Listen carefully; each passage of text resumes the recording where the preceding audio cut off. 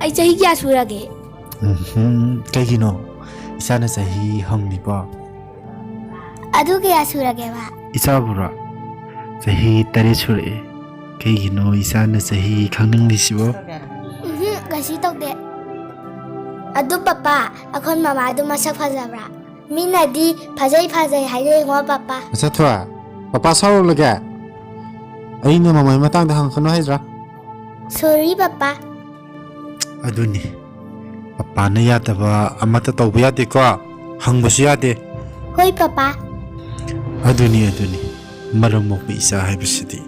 Adu papa, kainu mala hange. Kaino ne isana hangningdibo. Ado papa na yadabadi hangba yade ko. Hoi haiba. Hango. Kaino ni isana hangningdibo. Adu papa, ai hayeng wai leisabi pharakhidra. Karigi fadani isabo isadi sana. Adu papa, ai leisabi phadaw ke amwa lige ba. As masa thua nang sidi ba za ngalte he khangmadana ba as papa sar khani ko sum. Ai hayeng wai cha ga papa ma teng pang dang ningo. Ha asing bagi isana lesabi pharaga papa mating pangadra nishireda isase ado isa lesabi phadong pa zagodaba yam wali isana hu surije sahi tare aduga lesabi haiduna na sahi tara ni panda phadeba nangdina sahi tara ma thoi wali thangba tara ma thoi Adu di amwali. Adu papa, ai sahi tra ni pan su birthday da kai gi pibi darna. Isagi 18 suba birthday di yaudoba mayam wali sidi Tu arsu kai bi darna ba. ho adubura yamna tangba ma pithoklaga loiredana sahi mayam le sida papa munna khallage ba As papa nang sidi. se isadi maramu pini laik phaja na patholase papa ngai bige la sida Hoi papa.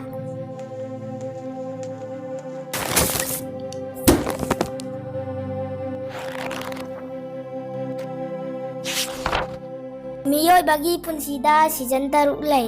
Ahanbada infancy. 0 to 2 years. Ani subada early childhood. 2 to 6 years. Subada later childhood.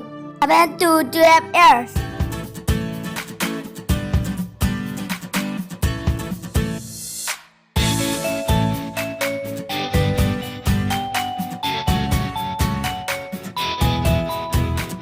Four one is teenager, 11 to 18 years. 5-1 is adulthood. Adulthood have two types. First one is early adulthood, as between 18 to 40 years, and the second one is later adulthood, as between 40 to 60 years. And then finally it will turn to aging, means hanuba. kari lari kupano ni amo kasi no wadana tawse hey kidawlage ni nangbo ngawdrobo Kasu tawdiba papa, sumhik nungingapa. hey lakto pungning sang na pa laik tay karim na ba yadabani ko Ay sukhangiba papa. sese sangomse thakchaluse isa waramani Thank you papa. angaw bisidi ba hey ipanagi sakto dining table la thanamage ngashidi office ki thabak ki ka khara sumayam le hori yanna satabasu yara Papa thengadi papa hana adum chapiro. Sak to ai adum thiraga saja horage ba. hoi adudi papa mulu saluge ko pato pathola ti pasang isa Akhoi pase phadi phaiye. Mama leitabagi awabisu amatta phahande.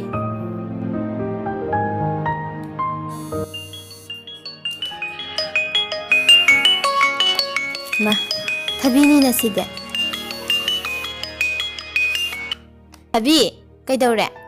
Hainadiko thabi kaina mi paw nungaiba ma tumike toroga Kay pangno? Aina harakano haibado. Adui matangdo oradi ai sarakani ko. as natteba nangi punsigi oiba matangdane Eh, unthokna khangningkhreda. Kay matangino? sorry haidrigai sungai hairo idi As ꯅꯪ ꯁꯤꯗꯤꯕ ꯑꯣ ꯍꯥꯏꯖꯔꯒꯦ ꯑꯣ ꯁꯣꯔꯤ ꯁꯛꯇꯤꯃꯥꯟ ꯁꯤꯗꯤ ꯌꯥꯔꯝꯃꯅꯤꯅꯦ ꯑꯁ ꯑꯩꯕꯨ ꯁꯛꯇꯤꯃꯥꯟ ꯂꯣꯏꯔꯦ ꯑꯣ ꯐꯥꯒꯤ ꯇꯧꯕꯅꯤ ꯁꯣꯔꯤ ꯌꯥꯏꯁꯟ ꯁꯦꯕ ꯑꯩ ꯈꯪꯅꯤꯡꯕꯅ ꯌꯥꯗ꯭ꯔꯦꯕ ꯁꯤ ꯍꯥꯏꯔꯛꯑꯣ ꯏꯁ ꯑꯁꯦꯡꯕꯩ ꯈꯪꯅꯤꯡꯕ꯭ꯔꯥꯅꯦ ꯌꯥꯝ ꯆꯥꯛꯑꯅꯨꯀꯣꯅ ꯑꯩ ꯁꯥꯎꯔꯛꯇꯅ ꯋꯥꯟꯊꯖꯈꯤꯅꯤꯀꯣ ꯑꯗꯨꯗꯤ ꯀꯥꯏꯗꯒꯤ ꯌꯥꯒꯗꯒꯦ ꯃꯆꯥ ꯊꯣꯏ ꯂꯩꯇ꯭ꯔꯤ ꯌꯥꯏꯁꯟꯅ ꯃꯥꯂꯦꯝꯗ ꯍꯤꯡꯂꯨꯕꯒꯤ ꯑꯥꯔꯊ ꯊꯣꯛꯈꯤꯗ꯭ꯔꯥꯅꯦ ꯇꯥꯅꯤꯡꯗꯦꯀꯣ ꯑꯩ ꯆꯍꯤ 53 ꯁꯨꯗ꯭ꯔꯤ ꯐꯥꯎ ꯑꯗꯨꯒꯨꯝꯕ ꯋꯥꯗꯣ ꯇꯥꯅꯤꯡꯗꯦ ꯍꯥꯏꯈꯤꯕ ꯅꯠꯇ꯭ꯔꯣ ꯐꯣꯟ ꯀꯛꯊꯠꯂꯒꯦ ꯍꯣ ꯀꯛꯅꯤꯡꯉꯒ ꯀꯛꯆꯧꯅ ꯑꯩ ꯅꯣꯏ ꯒꯦꯠꯇ ꯂꯩꯌꯦ ꯊꯣꯛꯂꯛꯑꯣ ꯁꯔꯄ꯭ꯔꯥꯏꯖ ꯑꯣꯏꯅ ꯗꯥꯏꯔꯦꯛꯇ ꯇꯝꯃꯒꯦ ꯅꯨꯡꯁꯤꯗꯦꯆꯣ ꯈꯪꯖꯔꯤ 이ꯕꯦꯝꯃ ꯅꯨꯡꯁꯤꯔꯤꯗꯣ ꯅꯪ ꯌꯥꯝ ꯋꯥꯔꯦ ꯌꯥꯝ ꯄꯛꯇ꯭ꯔꯦ ꯅꯪ ꯊꯝꯃꯦ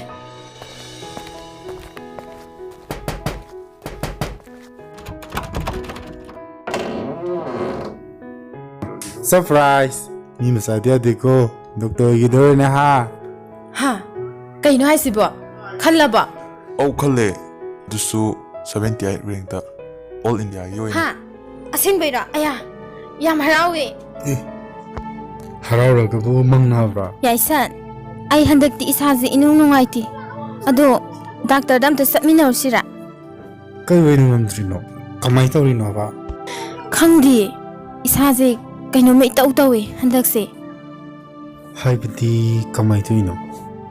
ꯁꯣꯔ ꯍꯣꯟꯕꯁꯨ ꯑꯃꯨꯛ ꯑꯃꯨꯛ ꯌꯥꯝ ꯋꯥꯏꯌꯦ ꯅꯍꯥꯟꯒ ꯏꯃꯥꯟ ꯃꯥꯟꯅꯗꯦ Adugi oiradi ay papata haige.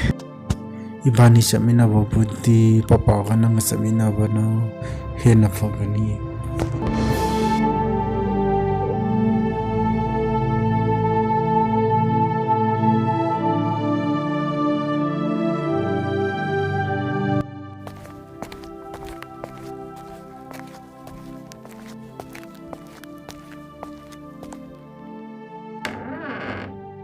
Doctor, amukta samjarake. 야니 정비로 아시도 fambiyo. Thank you, doctor. Adu doctor, ay isagi phibam sibu. kitang nganna khanglamlagadi asigi phibamse asimakti yauridabani. Haibiri sibu. Atop option amata leraroidra doctor. Why not? Karigi lairoi. Only one option adusu transplant. Transplant. Doctor, ay isagi thawai kanbiyo. Nakong ko na kurum na naijere. Ay ginayaan mo na. Isasi na pinagtanaso later mo na yan. I don't know, sige. Hayagin namin to operation pagtong na mo ready to be please, doctor. Isang tawa mo na kanbiyo. Isang tawa mo na kanbiyo.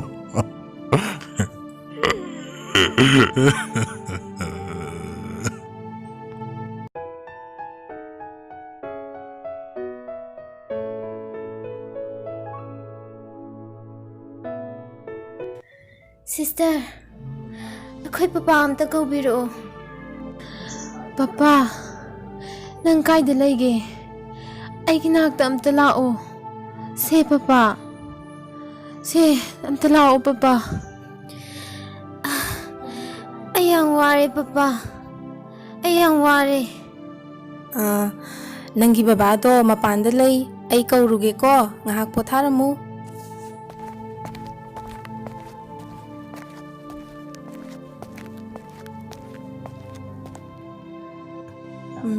Macha thoigi imunggi mi yaubibro somda amta changbirauba Yawe, somda laijare. Sister, kay layga. Isabu kamay tawag. manungda amta changbiuba adugane angangi mabukning sondana bawadi haibiramganu ko hoi changbiruro Yam nungaijare.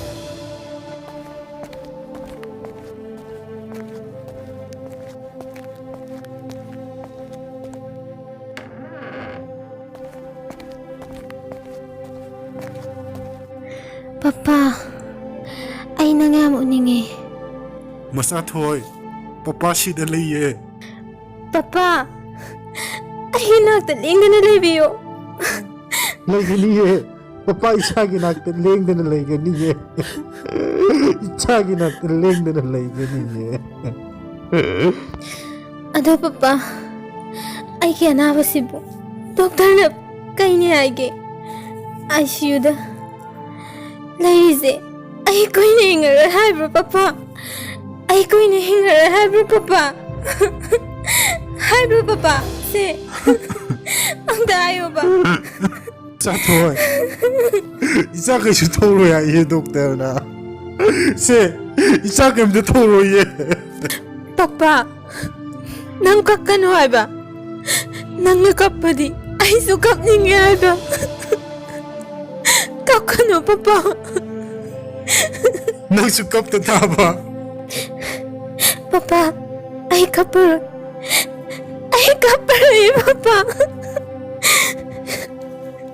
Cha thôi Doctor ni isa cái sự thâu rồi Operation mà sao mà thâu rồi cả Adum phara ni ai ye papa nang kakkan hai ba nang nakapadi ai su kap ni ngai ba kakkan papa Cha thôi Papa mo pan da lai kre Isa na sun da lai me cha Pai mo ngam ni Pai mo ngam ni Papa mo pan da lai me ke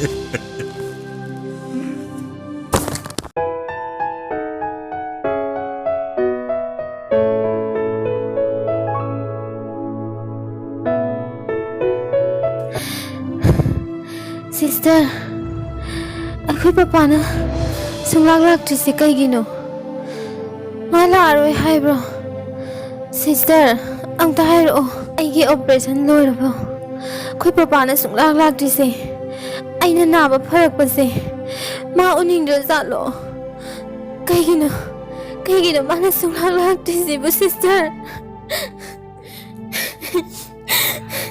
kap kono masa thoi nang na ba phaba se nang gi papa na khorang na ngai ri bani nang na ba phatri gai papa do la aroi na ne lak tre nang na ba phara ga nunga ai na han doi ni yum da phari se na sa do kan na bane am ta tau si akhoi pa se yam phatte yai san akhoi pa do kaur u har ga kaur traba Masa thôi Papa di Nang thi na lava phadre ma khai Nang ubanga mo ma Kapning ka niya ye Aduna Ma Nang na ma patre la o ya ye papa ai na nga mo ni papa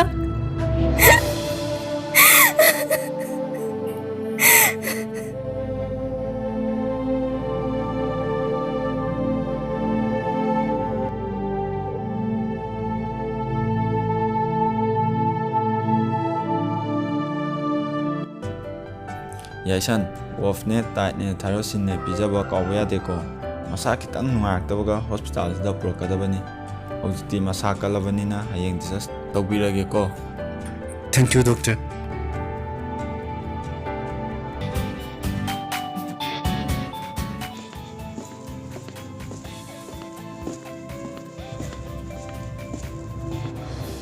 kaino yung galoi solo le siba khoi pa du bu kai chakhra jano yaisan khoi pa du kai chatni haram ge La o Manong na sang se Adu ka Ay wari pa mo to li re Se sang se ai changoi khoi pa kai chakhi ge bene se khoi pa kai chakhi ge ba Pare Nang ngak ta le mo ko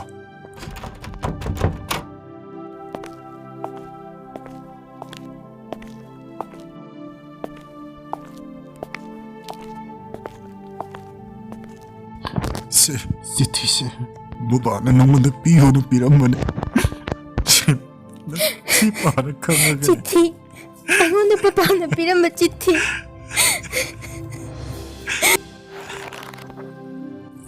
Masa thôi Kay yun kang bra Ngasi ipana Iram liba si tise Adu buro Matam le silaktre Ipana nang wanda kaya mo Yam nang sihay ba do Ot na bagidaba Ipana nga sige mikup si pao Hingam bagi marap Nang kang bra ꯑꯇꯩꯒꯤ ꯅꯠꯇꯦ ꯃꯆꯥ ꯊꯣꯏ ꯅꯪꯒꯤꯗꯃꯛꯇꯅꯦ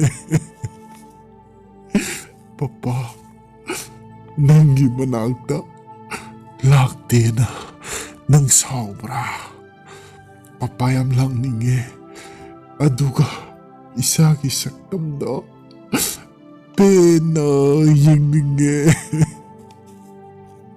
ꯑꯗꯨ papa ꯂꯥꯛꯈꯤꯗ꯭ꯔꯦ papa ꯂꯥꯛꯄꯁꯨ ꯐꯪꯉꯔꯣꯏ 이사나 픽링에이득이 빠빠다 한키바 빠빠 아이 레사비 파라가 그리기 비비도이노나 따따나 한키바도 이파나 맞다 마야함 레이리 고나 칼라가 로이레 하이키바도 ngasi디 matam leraktere ipangasi디 isagi kudolado pinaba ready da leire adugane ipase namana tatana lobo chulagle ipa asiba ko balay do nangam khidora male isabu kayamu yam nuksi haibadu udnaba nangna lesabi paraklag kari pidoino na tattana hangkibado ipa ngasi piramaga taibang panse thadokrage ipagi lejaba lanto khudingma yashandar loina hairamabani sinsu sinaramabani mana nangi punsi amata ngairaba saisu oiduna chatluko mana isabu thamoi sengna nuksijabani ikhut chaba iya haibada ma khakni bema papa na ngasi lepliba phirepse isaki domaktani nang papa bu waroganuko ichagidama ngasidi papagi heart se kipo na piramagi ko masado